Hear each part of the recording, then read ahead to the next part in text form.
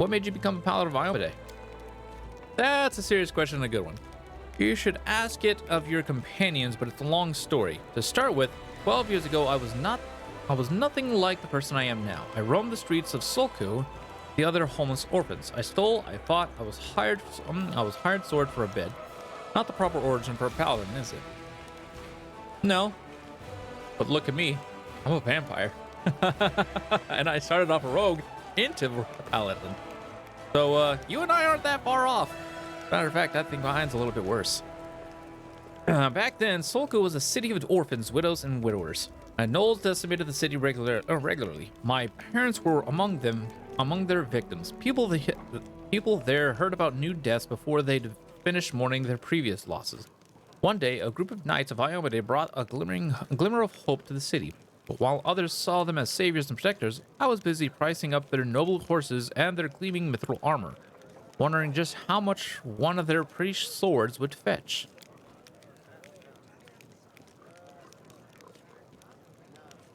A thief lives one day at a time, that's what they say. I was the type that never thought past the next job. Anyhow, I was able to sneak into the knight's camp and steal one of their mithril helms. And I was right there when a gnoll attacked the helm's owner. Asemi was her name. And dealt a blow to her unprotected head. A gnoll, like all those others she had fearlessly driven from the gates of Sulku. That one blow was fatal, but who really was to blame for her death? The gnoll attacker or the thief named Sela? Even a seemingly small misdeed can have terrible consequences. I know what it takes to survive, it can't judge you. Well, I can. I believe everyone deserves a chance at redemption, but redemption means you understand what you did and you're willing to be harder on yourself from now on.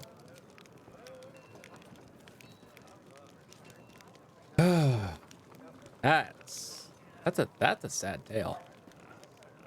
I had figured she'd be sort of resent from saying that story for a while. Well, just right out there.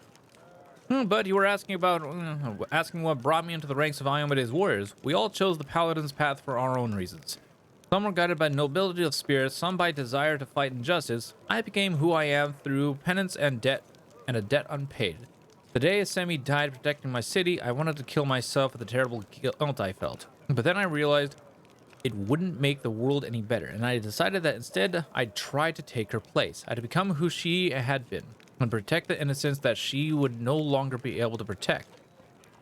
What are the principles that paladins of Iomedae follow? I'll tell you.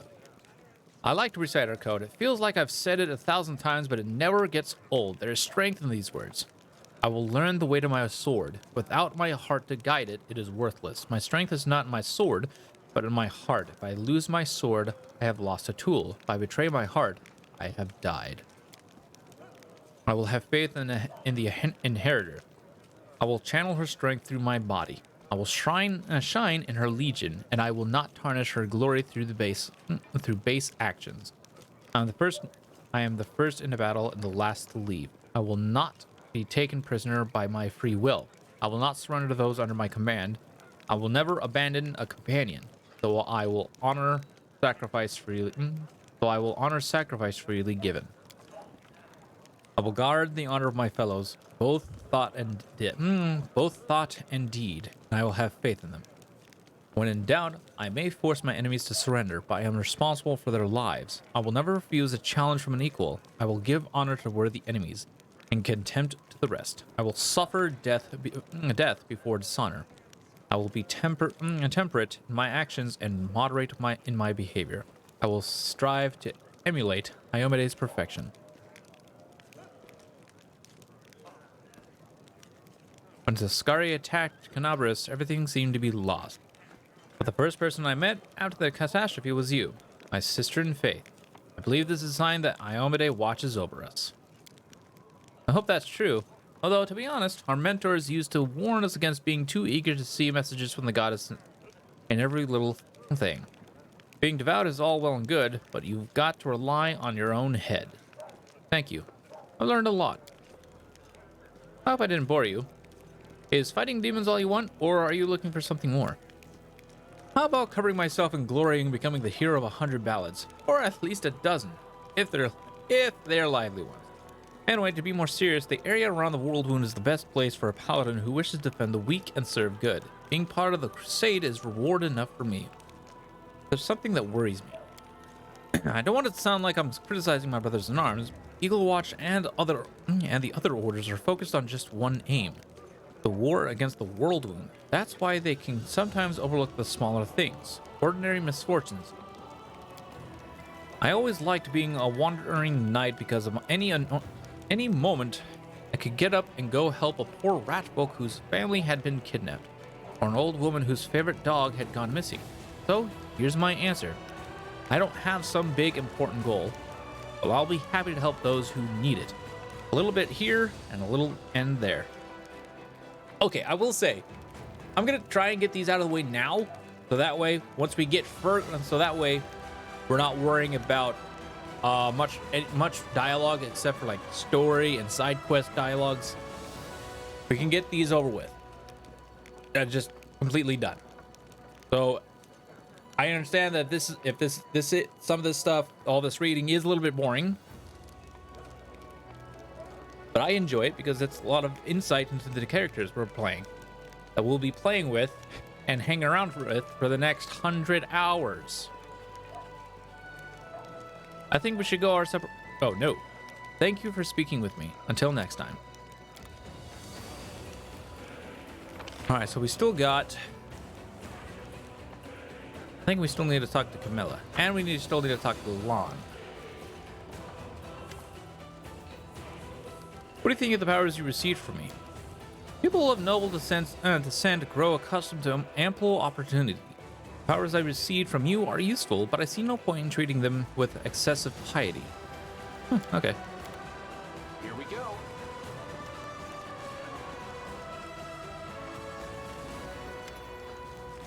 Alright, what do you think about what happened to the Grey Garrison? Do you feel a change in yourself? It's hard to notice when the demons start running away from you like a flock of frightened bats. Powers granted by Omade to defeat demons. Since I was a kid, I've taken whatever I've been given and used it as best I can. Anything goes when you're trying to survive. It doesn't matter where your blessings come from. We can think about that when we're old, if we live that long. But you know, this time I'm not so sure.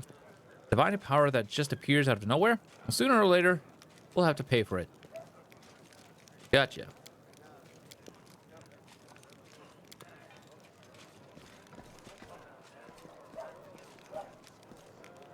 I can handle it.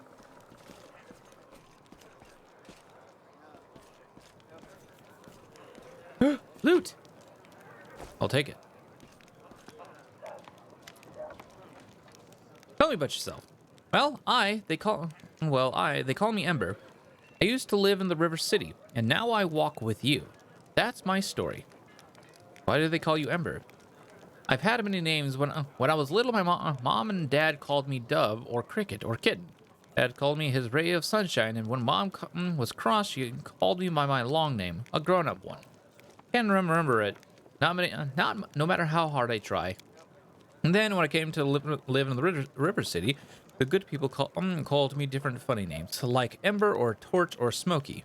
I don't know why. They called me Bird Brain because I have a crow. And they called me Lucky 7 because of my fingers.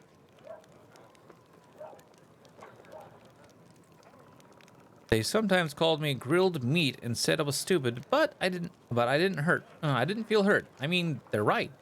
I really am silly. They didn't mean to hurt me. Damn, very understanding, very polite, very just kind, and golly. Okay, I like Ember. That's a good word. Embers are like people. On the outside, they're gray and cold like stones, but they're warm inside. You can blow on them all, and they'll start a fire to help you survive a cold night. And that's wonderful, isn't it? Ember it is. Where are you from? Far away from the flower country. It's so beautiful there. Everywhere there's flowers blooming, golden towers, and waterfalls. And everyone is like me, with pointy ears. There's no round-eared people, no short ones, no horned heads. We lived there together, me and Mom and Dad. Mom and Dad argued a lot. Dad used to say all the good people should go on the crusade and fight the demons, and Mom said he was silly because it was so far away and none of our business, and that he shouldn't abandon his child. He meant me. But he didn't abandon me. He took me along. He said I was born the same year that the hole in the demon world opened. Wow, so she's actually over 100 years old. Go figure. This adorable child is 100 years old. That's an elf for you. He said it was a sign that I would be one of the heroes who closed it. Of course, I'm not a hero, but I am here anyway, helping as much as I can. Where did you get your scars? It happened by accident. My dad and I came sailing down the river to join the crusade. Dad said that all the good people were going to the world wound to heal it. He said that the crusaders were the best people in the world, and together we were going to win. But when we arrived at the river city, the crusaders got everything mixed up. They thought my dad and I were bad and decided to burn us at the stake. Dad died, and I cried so loudly that in one good night realized it was all a big mistake. He started yelling at the other crusaders, even the one in charge, and then walked right into the fire and got me out. The others wanted to stop him, but he took out his sword and scared them away.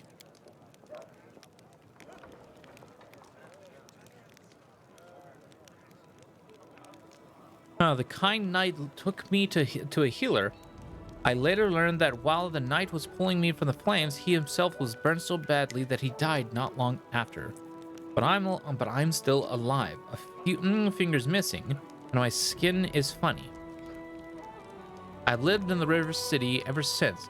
Never had my own house, but I had many friends. And then the demons came, and I met you. And you know what happened after that. Is it really so easy for you to forgive them? I'm not sure I could be so merciful. No one can say how much good or evil they have in them. No one can see into their soul. No one knows until it's time to check. Do you worship any deity? Dad taught me to pray to Iomade. He said she was a kind goddess and that she called people to crusade against evil. The knights who burned my dad and me worshipped her too. They even lit the fire with a spray to her, and she did nothing to help us. But then one kind knight, alone, without any gods, changed his mind and saved me.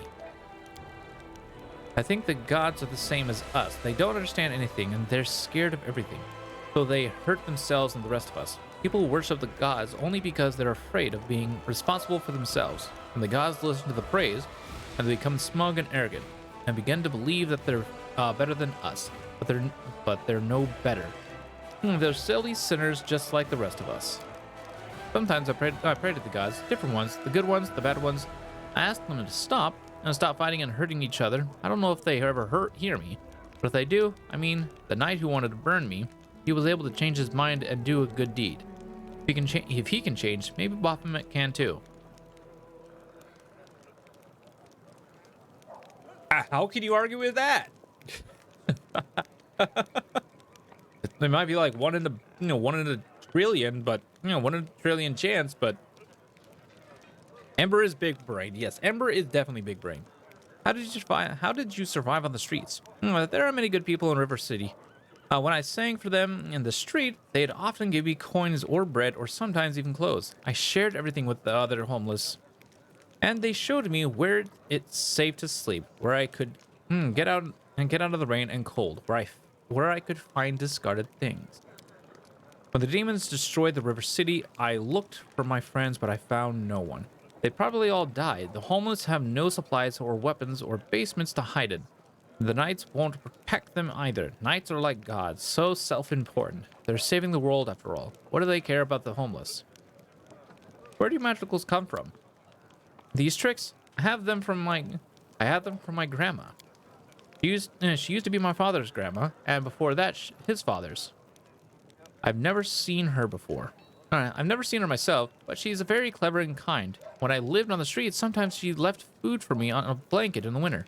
Sometimes I feel her stroking my hair as I fall asleep, but if I open my eyes, there's no one near.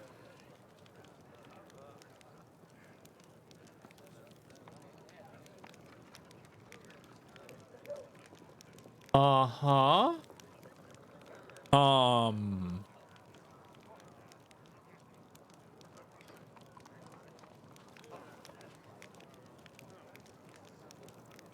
I see dead people. It's basically what she's going. Or I feel dead people. It's basically what what she's referring to. She can't see them. She can feel them. That sent chills down my spine right there. Anyways, and she also sent me Soot. She tells Soot how to do different tricks, and Soot teaches me. It appears that the girl doesn't know who exactly gives her these powers, but you can guess from her words that her patron is Andolita, a powerful Archon, one of the Imperial Lords, also known as Grandmother Crow. Oh. How are you handling the new abilities? Abilities? What are you talking about? Oh, the tricks you learned when the big gray house blew up. They're funny. Thanks for teaching them to me. The queen gave me the title Knight Commander and put me in charge of an army. What do you think of that? I don't believe titles. All of us in the world are children of the street, barefoot, hungry, scared. A step away from death. Some imagine they're strong and rich, like gods, but don't forget who you really are behind the title. You're always so cheerful. How do you manage to remain so hopeful when we're surrounded by such horror? Hope? No. Hope is a lie. What should we hope for? This world is in the hands of demons. The gods can't help. Well, they don't want to. Well, they forgot about us altogether. The people know they're about to be eaten by demons, but still they quarrel with each other and fight and steal. There's no hope, only us. That got dark real quick. We'll have to win without hope. It will be hard. The entire abyss is against us. We can only win by some miracle, which means we'll have to make one happen. What other choice do we have? We'll work a miracle and win because we have to. Okay.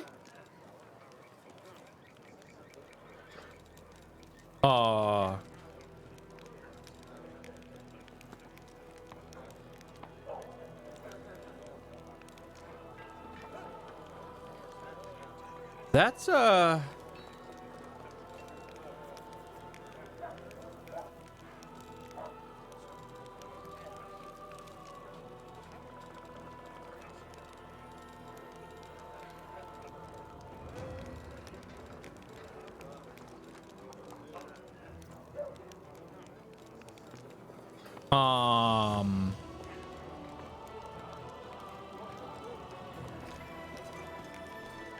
okay.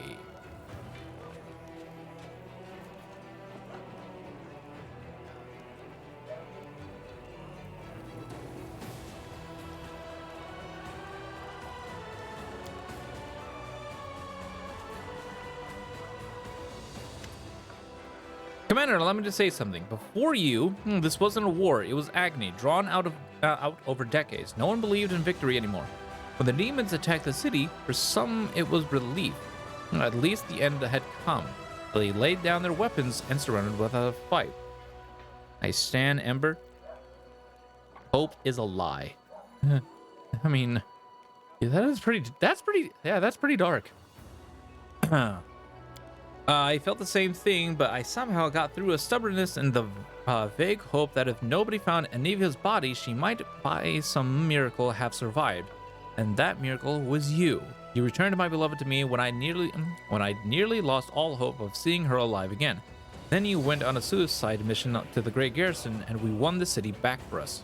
You turned a defeat into a victory. I know it wasn't easy, but you make everything seem so effortlessly.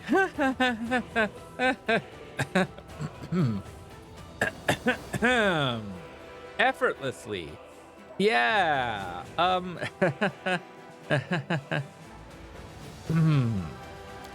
Aniva, I saw Aniva alive, standing next to you. You're the miracle we've been waiting for. You're the one who will finally put an end to this terrible war, and in spite of everything, deliver us to the victory we so desperately need.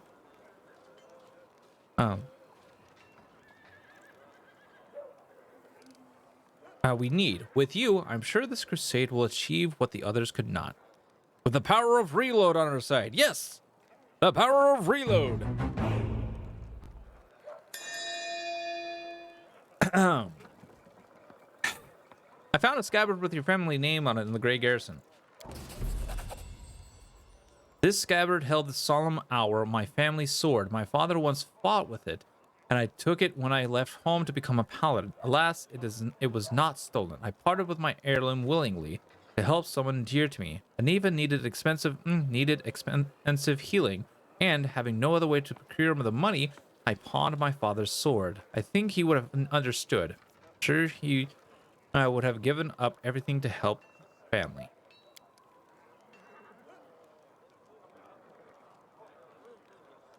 I hoped to redeem the solemn hour eventually, but there was never enough money, and soon the sword disappeared from the pawn shop altogether.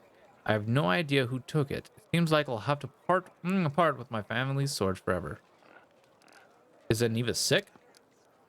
You'll forgive me if I don't go into detail. It is a private matter. Suffice to say, everything is fine now. The treatment was costly, but it was worth it.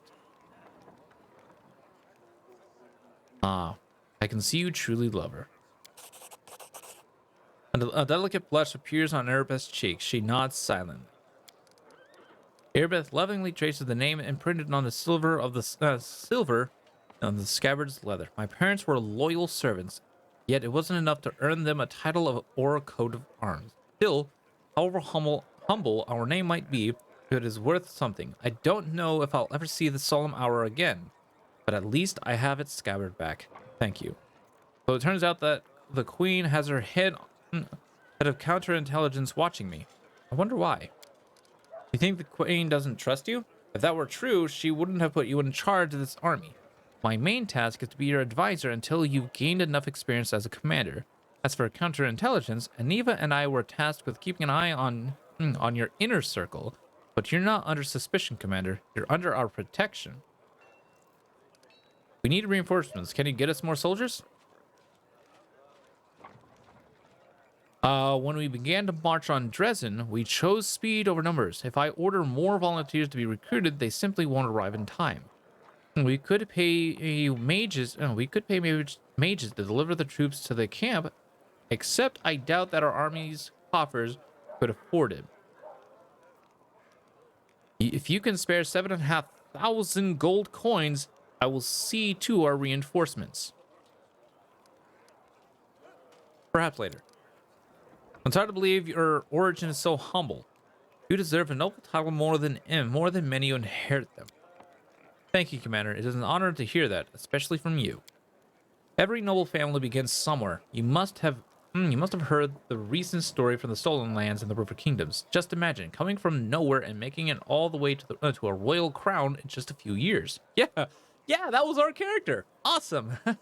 He did great. And sometimes I wonder what would happen if I managed to distinguish myself somehow. But then I push away such unworthy, selfish thoughts, of course. We don't fight for awards, we fight. The fate of the world is at stake, and yet. Erebeth's blushes deepens and she falls silent. How much money do we have? Uh-huh. There's no one else that we need to talk to, right? No? Maybe Woljif. Oh, we need to talk to Ninio. We need to talk. Okay, we'll talk to Woljif. What do you think? What do you think about new powers? You mean what did you do? You mean what you did back there? I have a few ideas. We could send you to Pitax underground. No, Pitax. We can send you to a Pitax underground arena to fight. Give you a scary name like Swift Sting or something like that. Give you a great cover story. Enemies burn down your house. You're avenging your dead family. The public eats that stuff up. You'll wear a shiny eye patch outfit, or a black one if you like black better. Good God, he literally just stated our character right there and then. Anyways, we'll split the prize money 60-40. 60 for me, and of course, you know, arranging fights isn't easy. Those people are tough. I'll be taking more risk than you, and after we get set up in Pitax, we'll tour different cities. Make some real money. What? Don't like the sound of it? you have any other suggestions?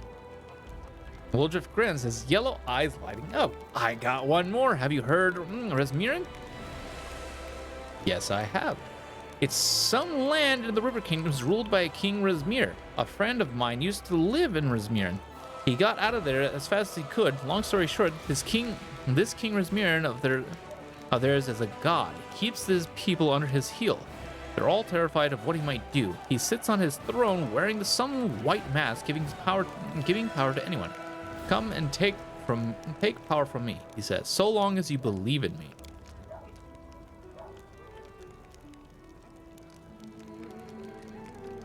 But that friend of mine, the one who fled, has a half-sister on his old man's side who's a cook in the castle and washerwoman who the cook plays cards with in the evenings told her a juicy rumor.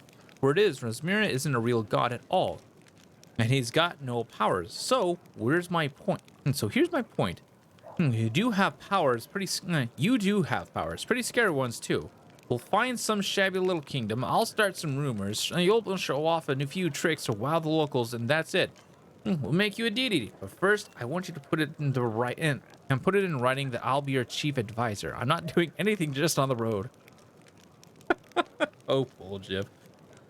I've been there. People promise you mountains of gold, and then when it comes to it, they're all get lost, or I'll set the dogs on you. So, do you like the idea? Call myself a god and deceive people? That's disgusting. Cleaning privies is disgusting. Deceiving an entire kingdom is an art. You're not appreciating what it is I'm offering you, Steve. I don't make offers that are like that to just anyone, you know. Understandable. And now to talk to Nenio. Nenio. Ah, there you are, girl.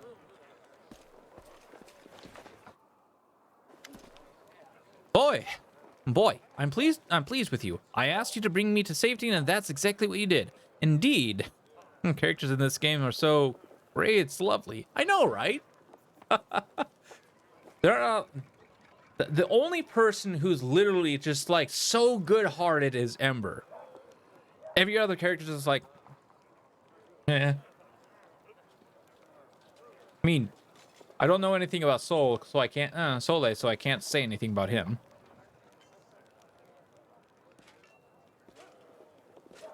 But Ember is just absolutely adorable, so I approve. Anyways, boy, I'm pleased. Indeed, having a follower to aid me is most efficient and frankly pleasing. With you on hand, I shall conquer new horizons, plumb the depths of knowledge hitherto unknown, and scale the dizzying heights of future discoveries. What I mean is, I'd like to express my deepest gratitude. I foresee immense potential in our future cooperation.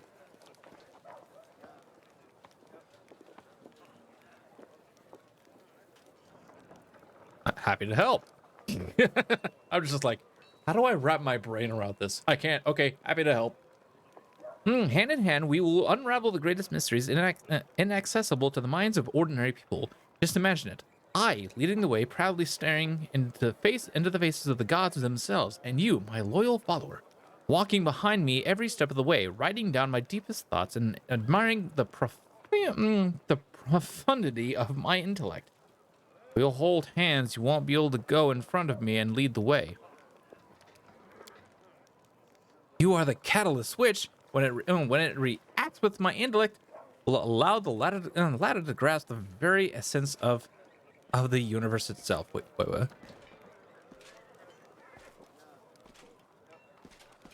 Do you always express your delight so effusively? What?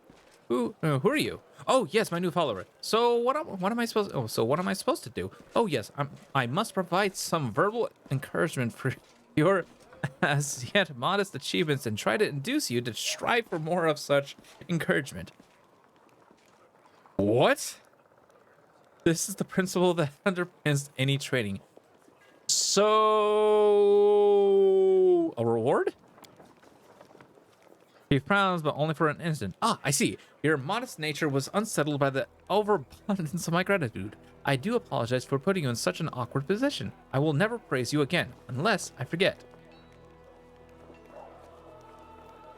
Wait, you praised me?